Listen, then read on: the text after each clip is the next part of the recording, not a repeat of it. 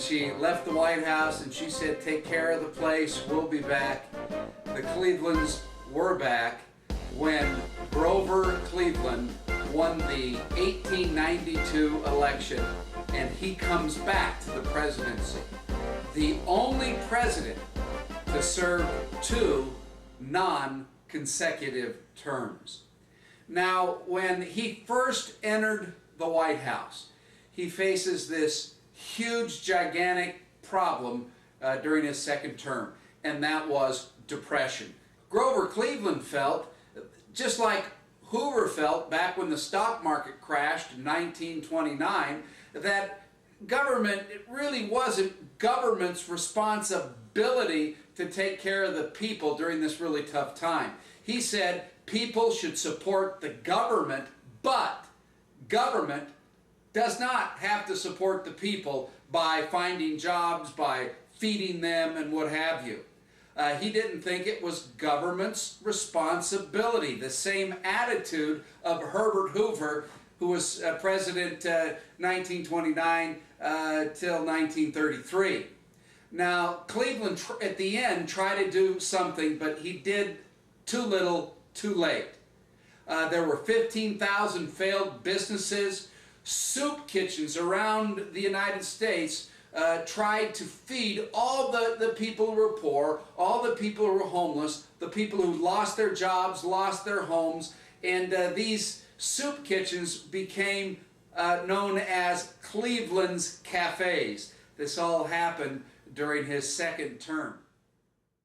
During his second term, Cuba revolts against the Spanish rule.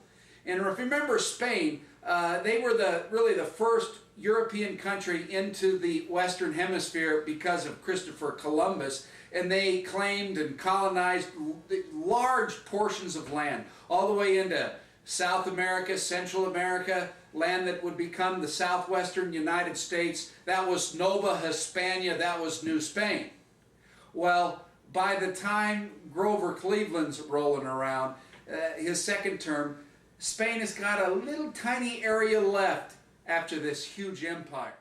Well, and the people in Cuba, they said, you know what, we don't need Spanish rule, not anymore, we can rule ourselves. And there is a revolt, a Cuban revolt against Spanish rule. And we'll look a lot more at this when McKinley, or the 25th president, takes office, because he will deal with Spain when we go to war with Spain during his presidency.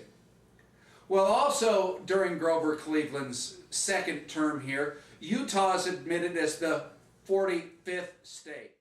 Something bad happened to Grover Cleveland during his second term. He had mouth cancer, and his upper left jaw had to be removed, and he was fitted with an artificial jaw. During his second term, the first child born while a president is in office takes place when Esther Cleveland is born in 1893. He had an older daughter named Ruth. Now, something interesting about Ruth, she had a popular candy bar named after her, Baby Ruth. Lots of people think it's named after Babe Ruth, the baseball player. It wasn't. The candy bar Baby Ruth was named after Grover Cleveland's daughter, whose name was Ruth. During this second term, the modern Olympic Games are organized. During his second term, Jack Dempsey becomes the heavyweight champion of the world in 1895. The first pro football game happens during his presidency, the first pro football game in 1895 in Latrobe, Pennsylvania. During his second term, the first United States Golf Championship takes place in 1895. The Pullman strike happens in 1894. The union leader Eugene Debs calls on a railroad strike by workers for them not to handle the Pullman cars. Cleveland called in federal troops. The strike ended. Debs was put in jail. A huge Supreme Court ruling.